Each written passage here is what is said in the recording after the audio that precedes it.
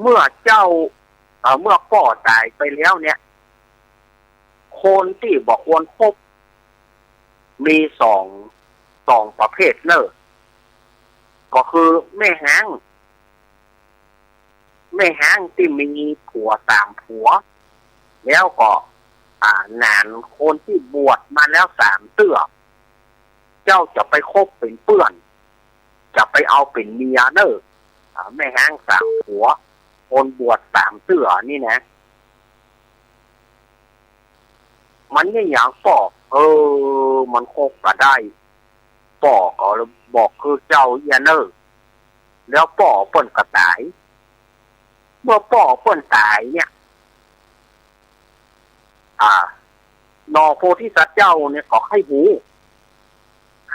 ว่าเพราะอย่างใดชาย3 บทกับแม่ห้าง3 ผัวมันเป็นจะใดก็เลยขอคบพอก็แล้วให้หูไม่ใช่ว่าฝืนกรรมป่อบอกแต่ให้หูป่อสร้างนักสร้างหนาก็ให้หูว่ามันเป็นอย่างไรก็เลยไปคบพ่อใจที่บวชแล้ว3 เตื้อนี่นะชาย3 บทนี่นะก็ไปคบชาย3 บทมาเป็นเพื่อนแล้วก็ไปเอาแม่ห้าง3 ผัวมาเป็นเมียเพราะความไข้หูลูกมันเป็นอย่างไรทีแรกก็อยู่กันราบรื่นนั่นนะได้เมียก็ก็ดีเนาะวันหนึ่งไอ้นาน3 เตื้อนี่นะก็มาเอี่ยวบ้านของโพธิสัตว์เจ้าเมื่อมาเอี่ยวบ้านโพธิสัตว์เจ้าก็สู่เข้าสู่หยังก็ไปนางที่เป็นเมียนั่นนะก็เอาเข้าเอาหยังมาสู่เพื่อนเนี่ยนะพอเกี่ยวเลยเนาะสู่กันกินทีนี้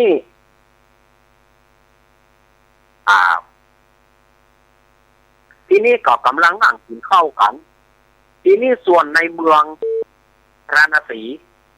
ในเมืองพาราณสีก็เกิดปัญหาชุลมุนชุลเกกันเกิดปัญหาชุลมุนชุลเกอย่างไรสร้อยพระศอของ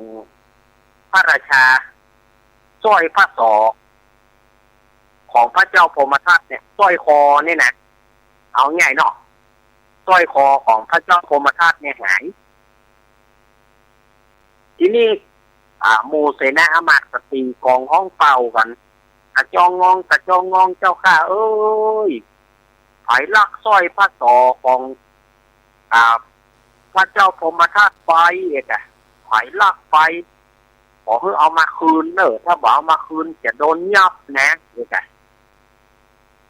ทีนี้ไก่นอโพธิสัตว์เจ้าก็ให้ลองปัญญาให้ลองว่าเมียซึ่งเป็นแม่ห้าง3 ผัวมาก่อนแล้วก็เพื่อนซึ่งเป็นนาน3 เตื้อเนี่ยจะลองใจเขาเมียมาก็บอกว่าไอ้สูประเดี๋ยวนี้นะสร้อยพระศอของเจ้าเหนือหัวหายใครเอาไป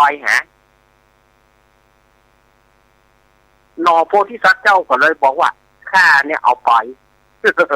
มันจะลองใจเมียมันนะข้าเนี่ยเอาไปปรากฏว่าเมียมันหูข่าวอย่างกับไอ้เงาจริงเอาไปกันถ้ากินเองได้เอามาเป็นผัวไอ้นี่เงาไปเงาบอดด่าสารพัดหมูหมากาก้อยสัตว์ทุกชนิดเอามาด่าแล้วก็ฟังไปบอกคือกับหมู่ทหารฟังไปบอกคือกับหมู่ทหารสร้อยพระศอของเจ้าเหนือหัวหายจ้ะหูก็ไผเอาไปหูกับหัวข้านั่นนะมันเอาไปยับมันเลยยับมันเลยสดาญาติโยมหมู่ทหารเขาประจำปฏิก็เข้ามายับพระเจ้านี่ยับไปก็ไอ้ส่วนว่าไอ้นาง3 เตื้อนั่นน่ะ มันก็บอกว่าจริงคือบลอดเนี่ยเปื่อนจริงคือบลอดปะหาขอเมียจริงอย่างเนอะเปิ้นยังมาตายใช่ไหมหาขอเมียจริงอย่างเนอะแล้วหาขอผ้าผ่อนต้อนสบายเนี่ยหัวคิงหาขอมดอะจะเอาก็เลยลวดเล่นจูกันขำพันอ่ะลวดเล่นจูกับขำพันอ่ะขำเบือนท่านอ่ะโอ้ส่วนโพธิสัตว์เจ้ากับมียาฆ่าไปคนอย่างอี้เลยเปื่อนฆ่าไปคนอย่างอี้เลยนี่ตามที่ป่อบอกไปกินกู้อย่างโลนี่มูทหารก็เลยยับหน่อโพธิสัตว์เจ้าไปเฝ้าพระเจ้าพรหมทัตพอไปเฝ้าไอเนี่ยลักสร้อยพระศอของพระองค์เนี่ยยามนั้นมันค่ำแล้วลูกมันมืดละมันเป็นเมื่อคืนละพระเจ้าพรหมทัตก็มาได้ทรัพย์สินอย่างก็ฟังเอาไปฆ่าเอาไปประหารเลยเอาไปบาเดียวนี้เนี่ยความหุนหันพันแล่นจะได้เยอะจงเอาไปฆ่าบาเดียวนี้ส่วนว่าหมู่ราชบุรุษทั้งหลายหมู่เพชฌฆาตทั้งหลายก็นำเอาหน่อโพธิสัตว์เจ้าเนี่ยไปประตูนั้นนายประตูก็บอกให้นายประตูบอกว่าการที่จะเอาคนออกไปฆ่าในเวลาเมื่อค่ำเมื่อคืนบาดในการสมควรบาขายประตูก็ไปประตูจากประตูวันออกไปประตูด้านใต้ประตูใต้ก็บาขายเพื่อพิจารณาให้ดีก่อนประตูวันตกประตูเหนือบายอมขายเขาก็เลยนำเอาโพธิสัตว์เจ้าเนี่ยปิดมาพระเจ้าพรหมทัตก็กิ้วขนาดบอกว่าก็กูบอกเขาสูเอาไปฆ่าเอามันมาเงี้ยหยังขอเดชะพระยามีผลเกล้านายทวารนายประตูบอกเปิดประตูให้สักบานพระเจ้าค่ะเหตุอันหยังก็บอกว่าการที่พระองค์หูนหันพันแล่นไปย่อมจะบัดนี้พระองค์ควรสอบสวนว่าใจคนนี้เพื่อแน่นอนก่อนพระเจ้าค่ะพระเจ้าพรหมทัตก็จะเย็นป้องละก็เลยถามว่ามึงลักสร้อยคอสร้อยพระศอกูกะลักสร้อยคอกูกะเพราะใจคนนั้นก็นอโพธิสัตว์เจ้าเนี่ยก็เลยไหว้พระเจ้าพรหมทัตขอเดชะพระยามีผลเกล้าที่เต้นั้นข้าพระองค์บอกหูว่าไผ่ลักสร้อยพระศอแต่ข้าพระองค์ให้ลองใจเมียกับเปื่อนซึ่งพ่อของข้าพระองค์เนี่ยได้สั่งเอาไว้ไม่แห้ง3 ผัวงานบวช3 เตื้อจะไปคบแล้วข้าพระองค์ให้หูว่าเนี่ยอย่างถึงคบมาได้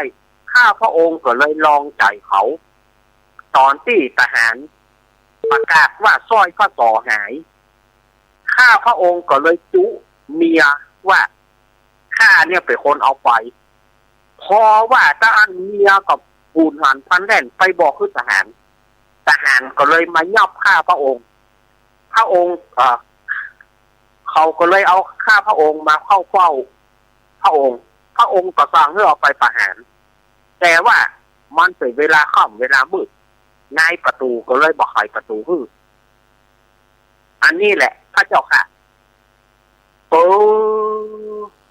พระเจ้าพรหมทัตตาสว่างโอ้ตายละถ้ากูจ้าไปแถมหน่อยถ้าเกิดว่าประตูไขได้แล้วกูก็คงฆ่าคนบริสุทธิ์ไปโดยที่กูบอกรู้ตัวโอ้ไอ้หนุ่มมึงนี่กล้าลองถึงขนาดนั้นเลยเอาละกูจะปลดปล่อยมึงแล้วกูจะสถาปนามึงเป็นพระราชาแห่งเมืองพาราณสีแห่งนี้แทนกูว่าแล้วก็อภิเษกหน่อโพธิสัตว์เพื่อเป็นเจ้าพญาก กรุงครองราชสมบัติอยู่ที่กรุงพาราณสีส่วนว่าสองผัวเมียนั้นเมื่อรู้ว่านอโพธิสัตว์ได้เป็นพญาเจ้าเมืองก็พยายามมาไหว้ให้น้องขอโทษเพื่อนเขาขอโทษแต่ว่าพระราชาก็บอกว่าปล่อยเถอะไปตามยถากรรมสู่เถอะเมื่อสู่ฮักกันสู่บอกว่าข้าบัดนี้ปากันเล่นจู้เล่นเจิงที่ข้ายังบัดตายเตื้อแล้วบัดเดี๋ยวนี้จะมาเอาอย่างแถมจงไปตามเวรตามกรรมไปตามยถากรรมสู่เถอะ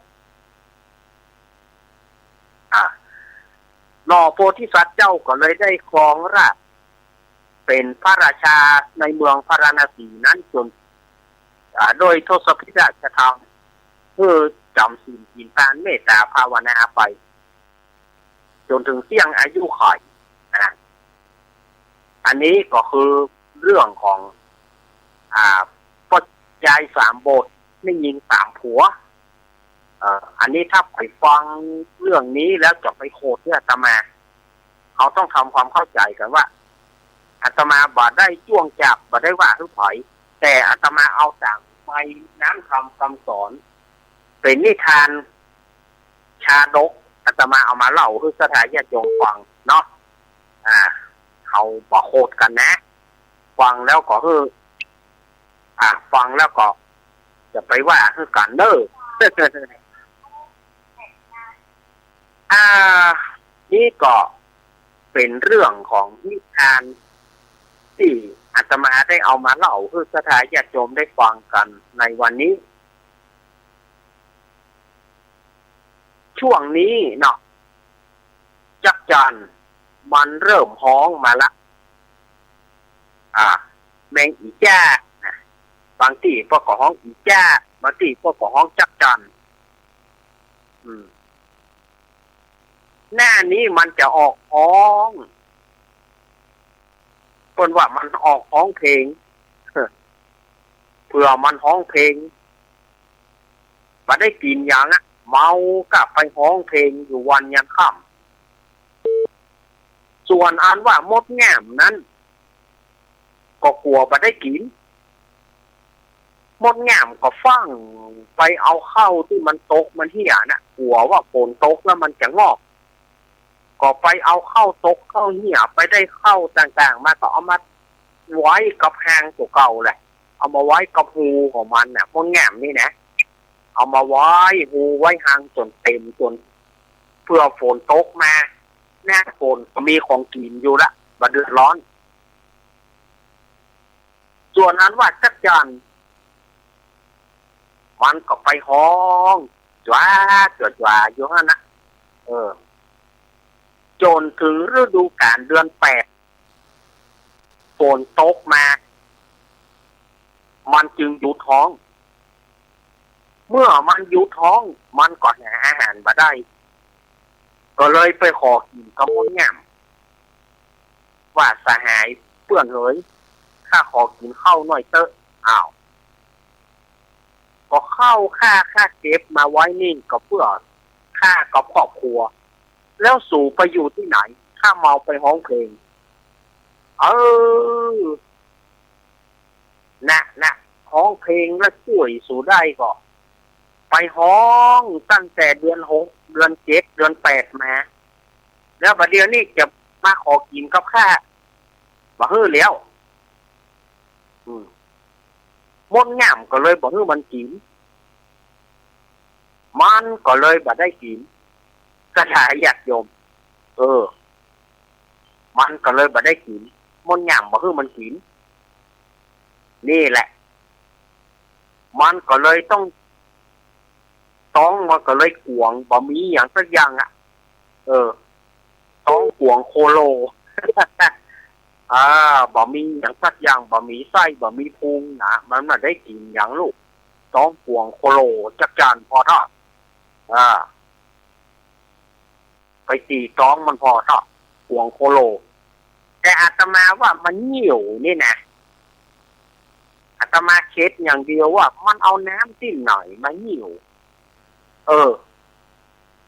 มันเหี่ยวนี่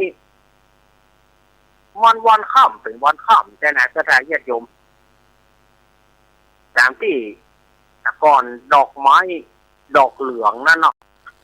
ต้นไม้ต้นอย่างหมูเนี่ยมันมีขั้นต้นหนึ่งอะอาตมาแต่ก่อนอยู่ที่วัดอาตมาเนี่ยสักจานหุ่มขนาดแล้วก็มันไปอยู่ฮะไปจุมแล้วมันเหี่ยวนะดินนั่นเสียหมดอะบางทีเขาไปเปิดประตูวัดไปปิดประตูวัดต้องเอาจ้องประตูเองข้าวบ่าจ้องประตูได้หัวเขาเปียหมดอะมันเหี่ยวได้ทุกเมื่อเชื่อวันเหมือนกันนะอาตมาเชื่อมันเหมือนกันนะสักจานนี้นะมันเหี่ยวลงบอกว่ามันเอาน้ำที่ไหนมากินอันนี้อาตมาก็เอามาเล่าให้สถานญาติโยมฟังนะมันก็เหมือนนกกระว่าวเนี่ยเนาะนกกระว่าวหรือว่านกพวกเอ้ยนี่นะมันไปหันใส่บักเกียงบักเกียงยังน้อยอยู่เนี่ยมันก็ไปห้องรอบักเกียงสุกเพื่อบักเกียงเพื่อว่าห้องเที่ยงฤดูกาลที่มันไปห้องแล้วเพื่อมันจะมากินบักเกียงวายไปหมดบักเกียงล่มไปหมดนะเพราะว่ากาเวากับลูกว่าเนาะที่หลวงพ่อพรพิรมแต่งเป็นเพลงอ่ะหลวงพ่อพรพิรมต่อยแต่งเป็นเพลงนั่นนกกาเวาเจ้าบินผวามาเจอลูกว่าที่หมายตาเอาไว้ลูกว่าล่วงวายเสียดายลูกว่ากาเวาไม่มาลูกว่าสวอยกาเวาบินมาทำไมลูกว่าล่วงหมดสลดพระใจเพื่อนี้ไอ้บักเสียงล่มไปหมดมาได้กินสักคำมันเมาไปห้องนะได้กินสักคำนะอันนี้ก็แจ้งกับสถานญาติโยมสาธุชนต่างหลายว่านกกระว่าวก็ดีจักจันก็ดีมันไปหลงละเริงหรอกเพื่อแล้วเพื่อยามันบัดตานมุนแง่มาคนเข้าไปไว้ที่หูที่หางมันหมดเพราะต้นกลัวมาได้กินถามว่ามุนแง่เนี่ยบ่ปานต่อมันจะปานกินได้เพราะว่าจักจันนี่มันบ่ช่วยก็ล่อมันช่วยเปิ้นมันก็เลยไม่ได้กินมันบ่คนมาเอาเก็บเข้าเก็บครัวมันไปไว้นี่นะมันก็ไปตานนะว่ามุนแง่เปิ้นขยันนี่เปิ้นขยันเก็บไปไว้เก็บเพื่อได้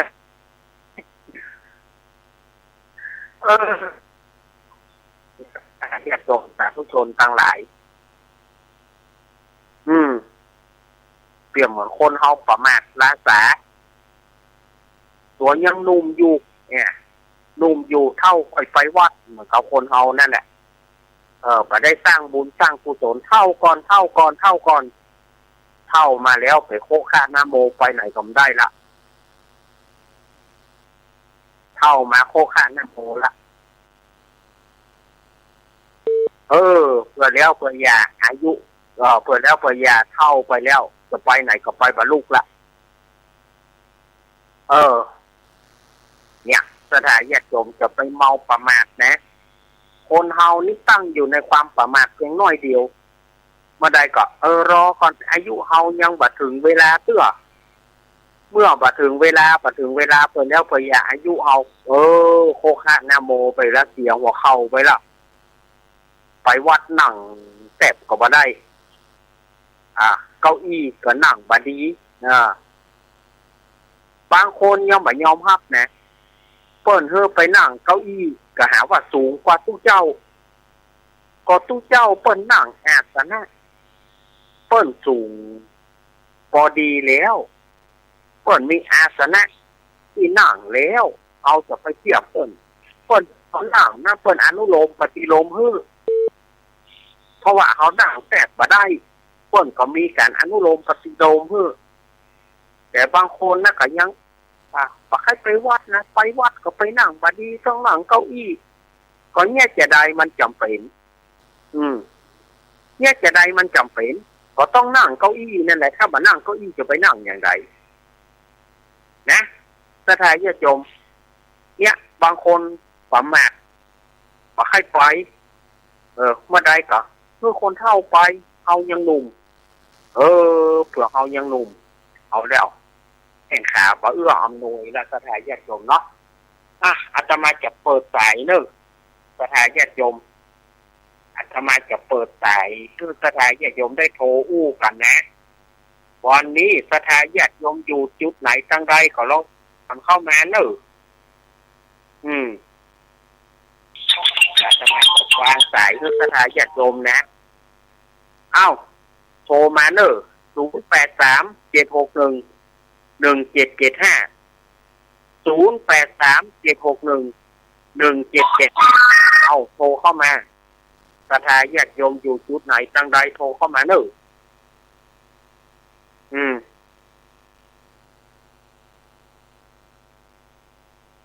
ญาติโยมโทรเข้ามาเนอะอยู่จุดไหนตั้งใดลองโทรเข้ามาหาอาตมาพวกเราที่ในโฟนโต๊ะก็แต่ทางที่วัดอาตมานี่นะมันขลุ่นเนี่ยบ่เอื้อนใช่ไหมแต่ถ้ามันเกิดอุบัติเหตุมาอาตมาก็จะออกก่อนรายการเนอะ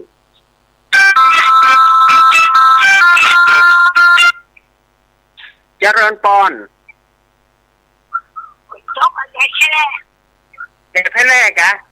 ส่วนกำแพงนะบะหมี่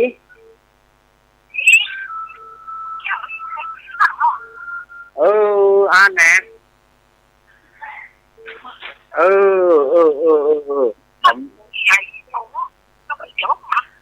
มีไหนมีเบาเนาะยายพรเนาะห่อนแล้วไปมันมีหน่อยนะเมื่อสัก5 โมงเกินนี่นะมันมีปอกแป๊กแล้วก็มันมีฟ้าห้องมารู้นี่ขลุ่นเนาะห้องไหนห้องเบาเนาะ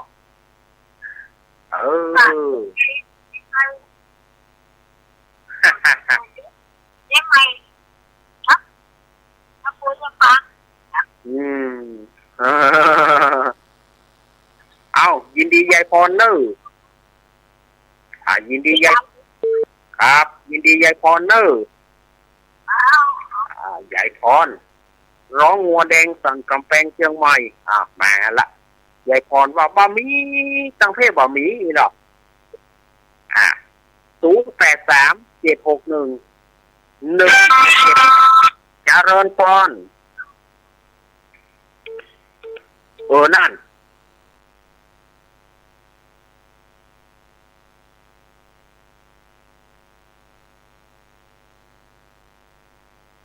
ฝนตกกะที่ตะแกงลงแล้วเนาะ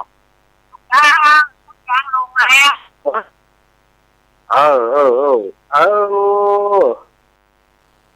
แต่เหลืองมันหายเนาะแต่กี้มันก็อ่อยมานั่นนะมันอ่อยมาปอกแป๊กแล้วแต่ที่นี่นะมันแค่หักต้องสุยๆละมันแค่หักก่อยก็นอกข้ามโต่งนี่มาได้นี่ประมาณกิโลเนาะน่าแก่น้อมไม่น้อมเนาะไฟมากไม่ได้นั่งไปอีกไม่ได้ไฟเด้อหน้ากะเปิ้นอนุโลมเพื่อรอต้องจ่ายกันเนาะเปิ้นตัวจ่ายกันรอย่อมพอประเดี๋ยวเก้าอี้นั่งพอประเดี๋ยวต่อเก้าอี้หมดต้องเจ้ามันน่ารักกันที่ชั้นต่างนะเปิ้นก็มีของเปิ้นล่อจ้าน้องไม่น้อมเนาะครับไม่ได้ไปเนาะมันได้ไปละไปบ้านโซฟานักเรียนเนี่ยตัดพี่น้อยน่ะแม่นหมดครับยินดีไม่น้อมเนอะแม่น้อมสุภาวงศ์แม่น้อมสุภาวงศ์มาแล้วเนอะแต่แจ้งฝนเริ่มลงเม็ดละหรอแม่น้อมนะเนี่ยอาตมาก็ไปตัวนะไปตัวก็ฟังไปตัวนะว่ามันจะโตก่อ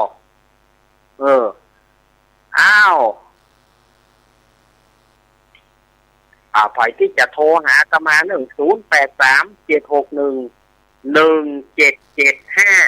โทรเข้ามาได้เลยเนอะบ้านไหนฝนตกห้องบ้านไหนฝนประตกนี่เนาะโทรแจ้งกันเข้ามาก็ได้เนอะ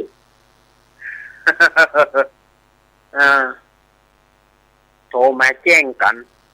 แจ้งกันมาอยู่ที่ไหนตั้งใดบอก0837611775วันนี้ลำปางบอกว่าเพื่อนฮับสัญญาณก่อนเนอะลำปางฮับบอกนะ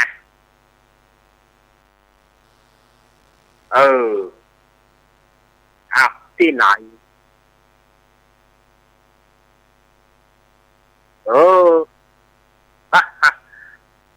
เอาที่ไหนที่ไหนจะโทรมาก็โทรมาได้เนอะเท่าเวลาที่จะมีเนาะเจริญพรสวัสดีเจ้าโทรมาฝนทั้งวันไม่ประสบเลยแม่อยู่ที่ไหนออนเจ้า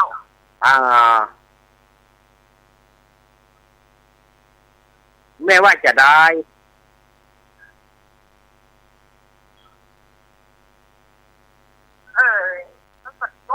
บัตโต๊ะคนอันใจฝนมันหวานแต่ฝนตกห่อนเนาะเราเราแกจะไปซื้อทั้งหมดอันนี้หัวกันเดียวไว้ยินดีเนอะลุงทองบังเอิญลุงทองบังเอิญน่ะยุ่งแกยินดีแม่เนอะยินดีเนอะมีอยู่ก็0837611775ลบกันหน่อยมีป่ะเจริญพรเขาให้ชัดเจนเ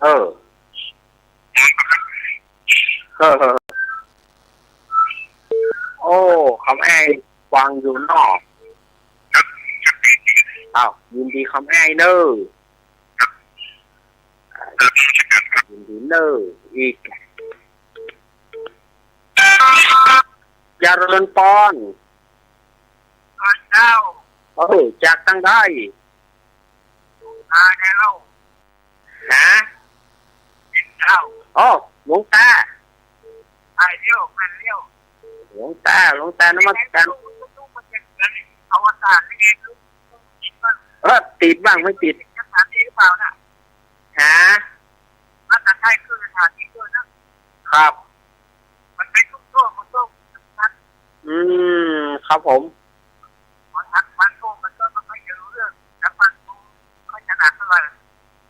ครับผมหลวงตาครับมีฝนไหมครับมีตอนประมาณ5 โมงกว่าพรุ่งนี้ก็ว่ามีฝนอีกเอาออกเนี่ยครับผมภาคเหนือมีสอนเชียงใหม่ภูเลยนะมีเยอะนั่นแหละครับผมครับผมไม่แน่นอนครับนมัสการครับหลวงตากฤษปางโม่หลวงตามาละหลวงตาศรัทธาสาธุชนโทรเข้ามาเจริญพรเนี่ยบัวลอยก็มันนี่นะมันขลุ่งอยู่นี่นะของเจ้าเขาที่เข้าคงคิดดูลุกเจ้าก็ตอนจะประหยัดแล้วเขาตอนแล้วประยุทธ์แล้วเนาะเจ้าลูกชายอยู่ซื่อเจ้าครับยินดีแม่เนอะยินดีแม่บัวลอยเจ้ายินดีเนอะอีแม่เอ้ยบอกว่าเนอะทางอาตมานี่ถ้าจะได้ขอออกก่อนเวลาเนอะสถานโยม มันขลึงมาใกล้จิกๆอ่ะเจริญปอนพี่น้องปลาแดดเนาะ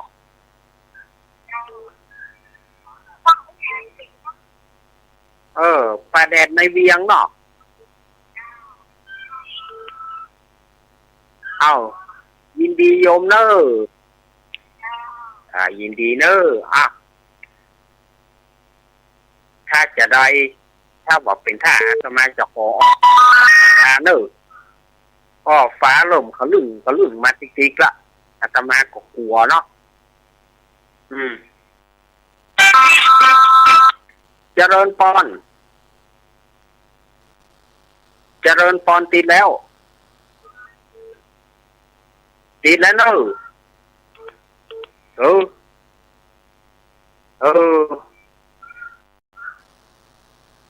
อ้าวสถาญาติโยมเอาไปว่ามติเอกฉันท์เนอะอาตมาขอลาก่อนสถาญาติโยมเพราะว่าฝนฟ้าบ่อำนวยละอาตมาก็ผ่านเนาะจัดไปก็ผ่านเขาจิกอาตมาขอลาก่อนเนอะสถาญาติโยมลาก่อนเวลา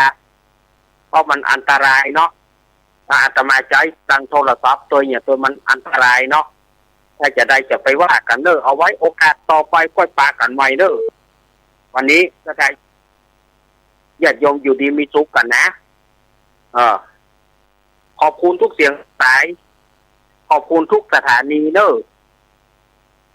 ถ้าว่าฝืนไฟฝืนไม้เกิดมันอย่างใดอย่างหนึ่งมามันอันตรายทั้งเครื่องส่งแกทั้งโทรศัพท์แกอย่างก็มันอันตรายเนาะ